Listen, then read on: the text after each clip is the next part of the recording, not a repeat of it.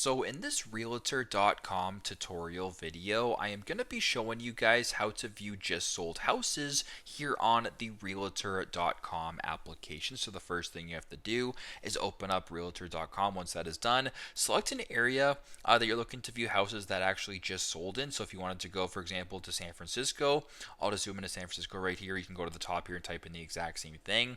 Now, if you want to view houses that have actually just sold and are no longer on the market, go to the top left here, press on filters, then where it says buy, rent, and just sold, press on just sold right here, then go to the bottom right and press on see the homes that are just sold. And as you can tell with the black dots now, these are the houses that have just recently sold. So you can go ahead and check the prices for those if you're looking for that, or whatever you're really interested in, I guess. But that is how to view just sold houses here on Realtor.com.